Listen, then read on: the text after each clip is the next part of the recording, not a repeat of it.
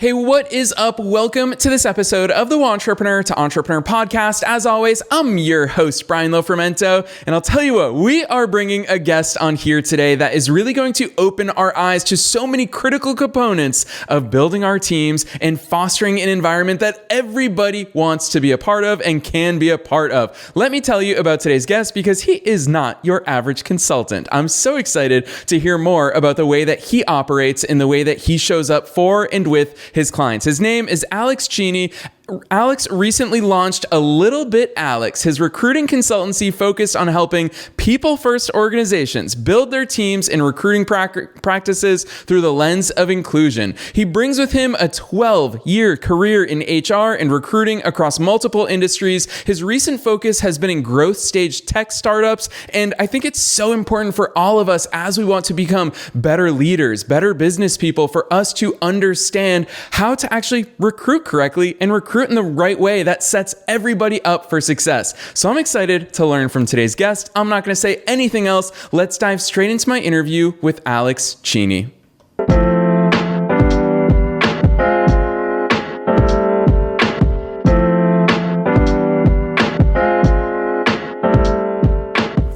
All right, Alex, I'm so excited that you're here with us today. First things first, welcome to the show. Thank you very much. That was a lovely intro. You pumped me up about myself. It was great. Honestly, it's always my goal. I'm just like, I want the guests to be so excited about all the amazing ways that they show up in the world, because then our listeners will be. So that's right on cue, Alex. I want you to take us beyond the bio. Who the heck is Alex? How'd you start doing all these great things that you're up to? Sure. So recruiting in HR is actually my second career. My bachelor's degree is in music, and I was actually in entertainment as a professional performer, singer, dancer, as well as on the business side for about 12 years. So I did that. I worked on cruise ships for 6 years, sailed the world, both performing and kind of on the management side. And that's what I think those experiences really started opening my eyes to the need for belonging, the need for inclusion, because, I got to see so many different cultures and meet people from all around the world, and, really had to kind of hone my own conversation skills, for example, to understand, how you address people in different cultures, like what the expectations are in different cultures. And so when I did transition very accidentally into HR, but very happily into HR, I started to notice some of the, hurdles that there can be from both HR and recruiting, through that diversity lens and that inclusion lens, where the recruiting process is so much the first window that a candidate has to understand the culture of your organization. Like, am I even going to feel like I belong here? And I think that there are lots of things that we can do in that recruiting process to really highlight that spot for inclusion and belonging, to make you look like an even more exciting business for candidates.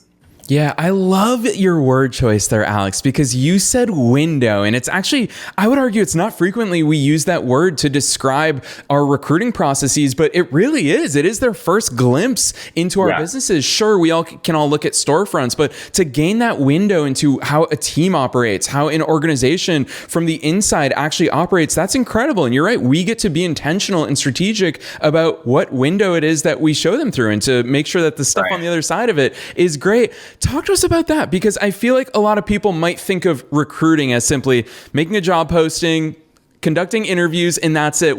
Obviously you look at recruiting as a much bigger role. Talk to us about your view on recruiting as a whole. Yeah, so I think you bring up so many great points. Like, so many people see recruiting as just, oh, you're a recruiter, all you do is hire people. In talking about my own journey a little bit, one of the reasons I started my business is that I actually went through two separate layoffs in the tech space over the last several years. While the markets were a little bit volatile. And it always seems like when a company goes through layoffs, recruiters are the first to go, and which I never understand, because recruiters are some of the most strategic people within the business. They not only have to understand what's happening within the business, they have to understand what's happening on specific teams, how those teams are interplaying with each other. They have to speak to people at all levels of the organization, from the folks on the floor all the way up to your C-suite. And there are so many different types of skills here that I think are very relevant, within that process. So that's kind of how I view recruiting in the whole organization, and that that's one of the reasons I also started this business, is try to take away that stigma that I'm just a person who interviews somebody and then gives them a job and I move on to the next thing. No, like, I have to see how that candidate journey is going. 6 months from now, is that candidate still, functioning well within the organization? Like, was this the right hire? So there's all sorts of things that come with the recruiting. Yeah, I love that overview, especially because we're for sure going to dive into that a little bit later. Of recruiting doesn't end when they accept that offer. So the fact that your attitude is towards, let's make sure they're successful. Like, let's truly set people up for success within our organizations or any organization. It's such an important thing. But before we get there, I do want to go back to, you brought up travel as one of the windows through which you saw the world and through which brought you into the work that you do today. As the son of an immigrant mom, this is something that's so near and dear to my heart. My mom's fifth language is English. And so I see that. Let's use language as the example. It's when so many people go somewhere and they're like, these people are rude. When I go places, I figure, well, if I learn a little bit of their language, even if I botch it, I know random words in Bahasa Indonesian, and you get the most incredible responses to you. So I almost want to throw under the rug, or just throw under the bus right now, the golden rule, which we've always been taught: treat others how we want to be treated. Alex, it almost seems like the more I dig into your work, it's the anti-golden rule. It's treat others as they want to be treated. Talk to us about that important distinction. Yeah, that is absolutely the key. Like, you have to, something that I've learned, like, through my travels, that I was able to bring into the recruiting, is that you have to understand the individuals that you're working with. You have to understand where they're coming from. What are their needs? What are their goals? How does their relationship interplay with yours? And once you start to really understand that, you can collaborate on a strategy. I think a lot of what happens in the corporate world today is a lot of, leaders dictating, this is what we need and this is what we're doing, when there's not necessarily as much of a look at, is this going to be the best move for our team? Is that going to be the best move for our employees? Is that the best move for us as a company? And so I think that, just having those travels and to your point, like, having that moment where you can communicate, as little or as much as you can in their language, that helps to build that rapport and have those individuals understand that you're not necessarily there as this, for lack of a better word, foreign entity or foreign object, to just kind of throw their world upside down. Like, you're there to help them. You're there to be a partner. You're there to understand where they are and how you can then meet them halfway. Yeah, I love that overview, especially because I think in so many ways, Alex, I'm just going to keep on celebrating how much you are an entrepreneur now. Like, you have the opportunity to make such a deep impact on not just one business, not just two businesses, but obviously all the clients that you serve and that you will continue to serve. And I think that that's powerful, because you're right. You used the word just a little earlier, and I'm going to piggyback on that, because if someone views it as just HR or just recruiting, then they are setting themselves up for failure, because it never stops. Really. Right. And so that's why I love in your role, you can talk about how do we make sure they're successful 6 months down the road, beyond that, which that's the point in which I'm going to bring up culture right here. That's where culture starts to take over. We 100%. Can control the hiring process, but ultimately when they're embedded in our teams, it's the team's culture. Talk to us about what makes up a culture. How do we start crafting that culture in a way that sets them up for success? So the way that I look at this is that anything that you're going to do from a culture perspective, any big like policy or vision that you want to have has to come from the top. The senior leaders have to embrace the culture that you are looking to implement. They have to embrace the mission of the company, the vision of the company, and they have to operate themselves in a way that espouses that culture. I can work inside of an organization and live every single day to their mission and to their values, but if my leaders aren't doing that, your culture fails, because you start to see that, like, okay, we're celebrating these. We celebrate these things on paper, but we don't necessarily celebrate them with our actions. And so you are absolutely right that that culture is so important, and that's also why I say that the recruiting process is that first window into the culture. What is the interaction that I'm having with my recruiter? What's the interaction I'm having with the interview panel? Do I feel like they are engaged and invested in our conversation? Do I get the sense through their line of questioning that this is a team that fosters belonging, that celebrates development? So many people, the reason that so many people leave roles or look for new roles is that they're looking for a growth opportunity because they feel stagnant in a role. I have actually gone through interview processes myself where I can tell that, okay, they're looking for a worker bee. They're not necessarily looking for somebody who's going to contribute to the larger strategic vision of the organization. And so for me, that becomes a red flag. Not only about the role, but about the culture that I would potentially be joining. Culture, I could talk for hours on culture. I think that there are so many aspects to this that are so important.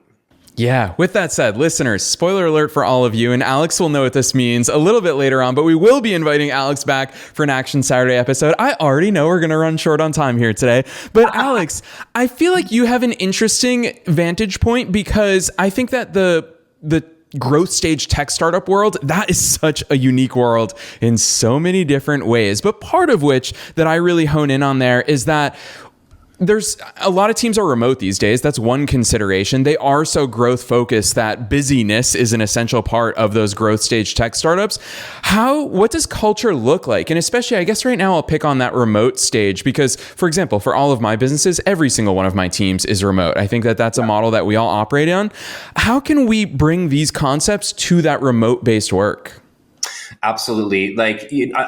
I've been remote first, even before the pandemic, when I was in my full-time roles. And, it was really, we had to get really creative on how we created that environment of the belonging and feeling like you were part of the business and part of the team, and, making sure that we felt psychologically safe in our environments. We would do a lot of virtual, not even just like happy hours, but like we would do virtual team building events where I remember one of our teams, the manager went on to, I can't remember what website it was, but I want to say it was like Viator or one of those travel websites or an Airbnb where they were able to book a virtual experience for us. And we ended up doing one of those paint class things where they sent all of us our own paint kits. So we all had them remotely. We all got on a Zoom call to do this.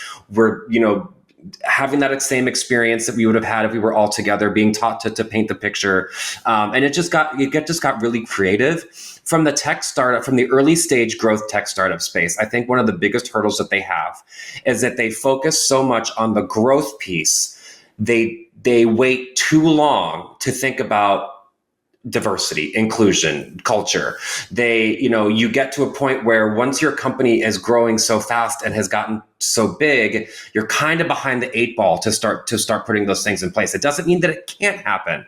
It just means that if you start thinking about it early, it's going to make it a lot easier, as the company continues to grow. Yeah, really important distinction right there, especially because my word of the year for 2024 is building. I love constantly building things. I think it's something we all share in common as entrepreneurs. And that's why when you say that, where my mind goes, because this is the mindset I'm in this year, is that foundation. You talk about it's a heck of a lot easier to build a house on a solid foundation as opposed to trying to do it afterwards. What's that look like, Alex? Because you have the power now to be so impactful for our listeners, wherever they are in their journeys. How can we start going down that path of building according to these best practices? For sure. So if we're focusing on that growth stage startup, that early company that maybe is 5 to 25 people right now, one of the biggest blockers that happens is a lot of times these companies are built through, a founder or an executive's own network. And not that that's a bad thing, because of course, the people that we have worked with before, or the people that understand how we operate, those we're going to naturally gravitate towards those individuals. And while they may, on paper or from a physical characteristic standpoint, that may be a diverse group of individuals. If they're all coming from your same network, chances are you all probably think the same, or you've all had the shared same experiences. So there's still some hurdles to diversity there, because you likely will all approach a project or a problem in the same way. So I think it's putting these aspects of really making sure that you're bringing in people from that have different educational backgrounds or different work histories, or maybe haven't even had experience in your specific industry per se, but they have all the transferable skills to come in and help you start to think about your environment in a different way. Like, I just think those are really the key building blocks to building that strong foundation through that lens of inclusion and diversity. Yes, Alex, I'm so glad that you went there, because this is something I think this movement is catching on. I think it's becoming more mainstream, because I'm even starting to see, you and I have both lived in California, and I'm starting to see even in Silicon Valley, a lot of those companies are realizing we can't just keep hiring the same graduates from the same academic institutions because they think the same. And I personally love, as someone who I'm first generation college graduate in my family, and to me, people who didn't go to school, as one example of diversity, they think differently. They bring different ideas to the table. And it's really powerful to have different voices in the rooms at the tables to move a business forward. So I love the way you talk about that. The other thing that I think is part of all of this is showing up as our authentic selves and being able to. And Alex, I'm going to give you credit here, and I'm going to pick on you for a little bit, because it's right there even in your company name. A little bit Alex. You show up so fully as you that I love the way that it represents itself in your branding, in the way that you operate. Talk to us about a little bit Alex and how you're not your typical consultant.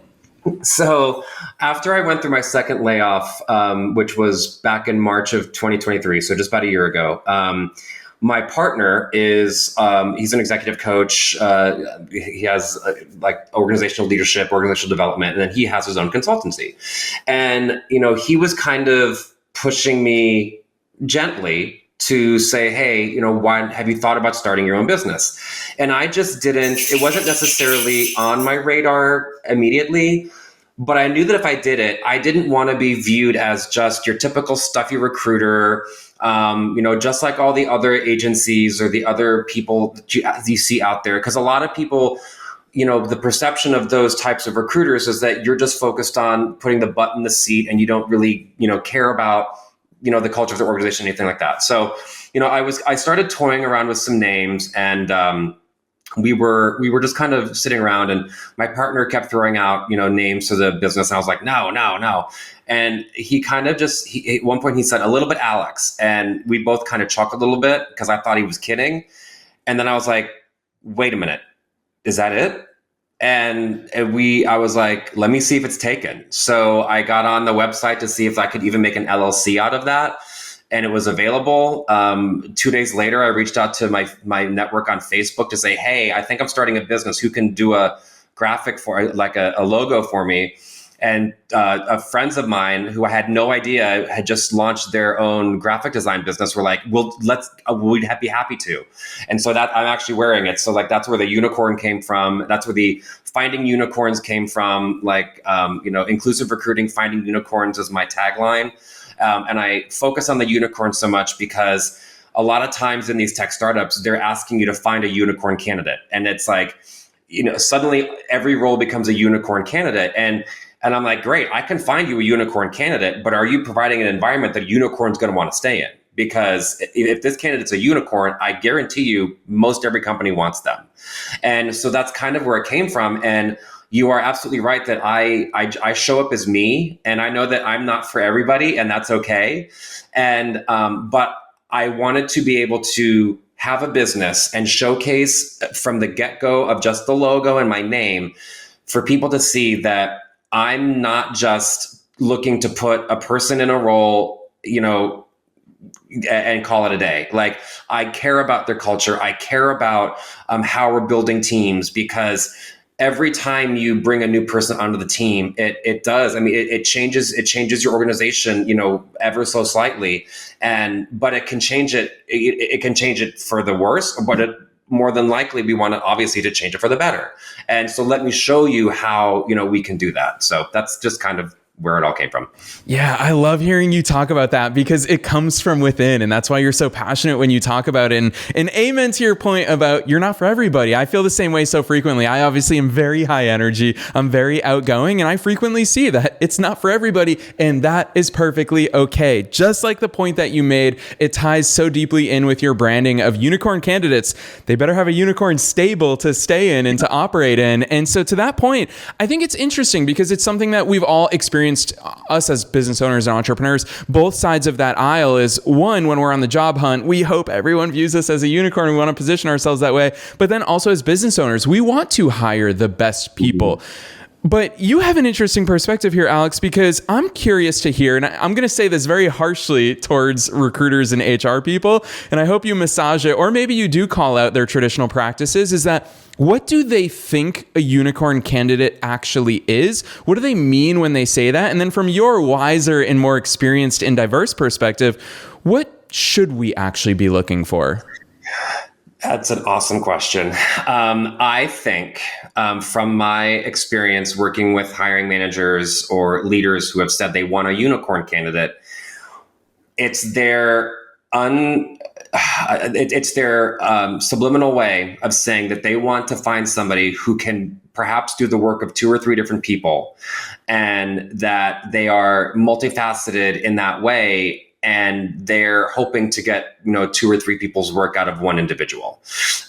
When what I think we should be looking for is, bringing your hiring team together to say, like, okay, what is it that this person is going to need to do? Who is this person going to be collaborating with? Like, where are all the cross-functional people? Get them in a room and really, suss out exactly what that job profile looks like. And then, okay, what are the niche skills here that not everybody's going to have? And knowing that there is going to be this combination, because especially when you're in the tech startup space, you all tech startups, for example, have product managers. They all have product designers. They all have marketing. They all have engineers. But they've all likely worked on different types of products, or they've all built different types of apps. And so what is it specifically that this organization is going to need? What tech stack are they going to need? And then as you start listing these things, the pool of available candidates is admittedly going to start getting smaller. So then the next thing is, okay, so now I've got this smaller pool of candidates to choose from. What's our differentiator? What is it going to be that I can go out and talk to these candidates about either what we're doing now or what we're getting ready to do that's going to make them so excited that they're going to want to be a part of this, and they're going to be able to visualize their immediate contributions fairly easily. And so all those different types of things are what is going to initially attract the unicorn. And then to retain the unicorn, they have to be able to see that once they are in as part of the organization, that there is a path for them forward, a path for them to grow, whether that be grow within their craft or grow within the business and be able to touch different pillars of the business, grow into a people leader. Like, all of these things have to be in place to then be able to retain and cultivate the unicorn.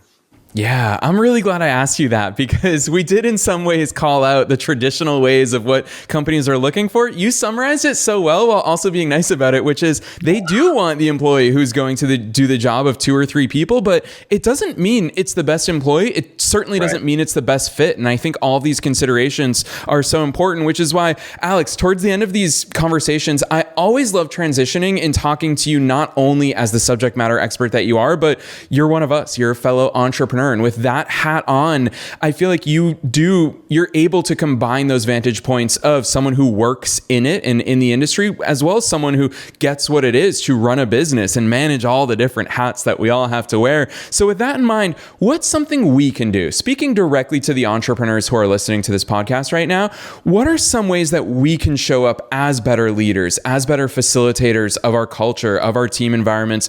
What can we actually do, Alex? I mean, I think what we talked about a little bit before about being able to be your authentic self, I think that is so huge, especially in this day and age where there are culture shifts. There are, I have been in organizations where I didn't feel like I could show up as my authentic self. And so because of that, I was always on edge. I was always like, am I going to get, am I going to get fired? Am I going to get taken into an office and told that I'm not doing things right? It also didn't make me as productive. And so the leaders, I think, need to really connect with their teams, and they need to understand the people who are on their teams, all of the different backgrounds they come from, all of the different ways that they work, all of the different ways that they learn, because not everybody, communicates the same or hears information or processes it the same way. And I think that the leaders who can understand that and go into a situation and really bring their teams in by being able to, communicate or work with them in a diverse way, that's going to make your team feel that sense of belonging, which is going to increase your productivity. It's going to increase their longevity. It's so expensive to replace an individual who decides to leave the company. There's manpower. There's shift shuffling work around each other. There's the recruiting costs. And I think so many organizations are so hesitant to provide those like development opportunities that we were talking about before. Oh, well, it's like we don't really have a budget for that. Okay, well, I'm going to leave and go find a growth opportunity. Now you have to go spend that budget you don't have on finding another candidate. I feel like I got off on a tangent there a little bit, but I just think that like all of these, if leaders can really understand the way that their teams operate and interact with each other through both their work practice and their communication, I think that is a great way to start to build that sense of belonging. Yeah, Alex, tangents are the name of the game here at the Entrepreneur to Entrepreneur podcast, because your brilliance comes out in each and every one of those tangents. So I so appreciate those insights. And I'm just going to tack on to that because you talked about being on edge. And just to give a really tangible example for listeners, my one thing that will always have me on edge, and this is like my one communication rule with anyone I work with, is I'm just like, please don't ever message me on Slack or text or email and say like, oh, can we talk about something? Like, please tell me what it is so I don't have to wonder. And that's an example of just understanding what makes people feel safe and feel secure. And if we need reassurances, giving us those reassurances. I think it's so important as leaders that we can take all that on board, and it makes it better. We're all happier when we get those needs and desires from our workplaces. Work is a huge part of our lives. So I love hearing the way that you think about all of that, Alex. I also want to ask you, because while we're talking entrepreneur to entrepreneur, you are a newer entrepreneur in the grand scheme of the world. We've interviewed so many hundreds of entrepreneurs along the way, and we always make a commitment to voices at all different stages of entrepreneurial journeys, because this is the real stuff that listeners love. Alex, on an entrepreneurial level, what are some of the things that have surprised you since you've gone onto business on your own? Because I bet you feel a lot of freedom, but you also see all the different hats we have to wear. I do feel a lot of freedom.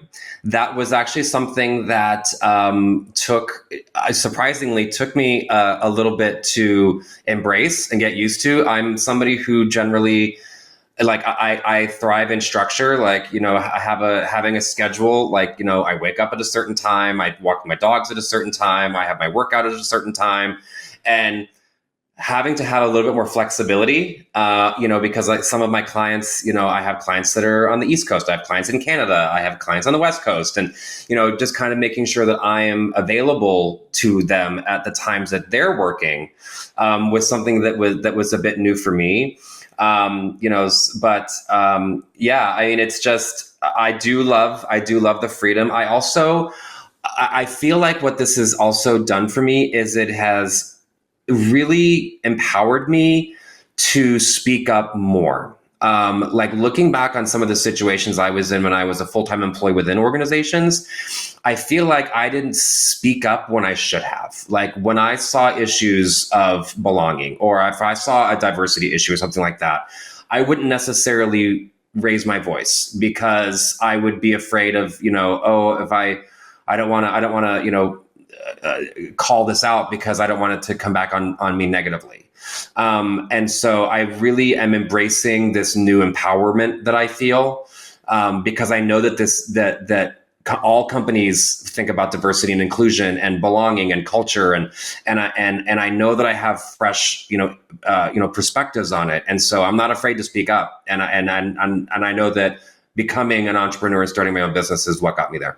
Yes. You know, it's because of that, but also because of so many things that it is very evident to me, Alex, that you were always meant to be an entrepreneur. So that's why I'm so excited. I'm appreciative of all your insights here today, but I'm really excited about the fact that you are out there serving so many businesses, because when you're an entrepreneur, you have that ability to have a huge positive impact, and it's what you were meant to do, and it's what you're doing. And gosh, am I so excited to follow your journey from here, especially because you do inject you into everything you do. So watching your journey is going to be incredible. And on that note, I have no idea which direction you're going to take this next question. It's the question I always love to ask our guests at the end of our episodes, and that is the one takeaway. You challenged us in so many ways here today, and listeners are for sure going to have food for thought and a lot of introspective homework to do moving forward to be better at all of these things we talked about here today. But what's that one action? What's the one thing you hope everyone walks away from today's session with?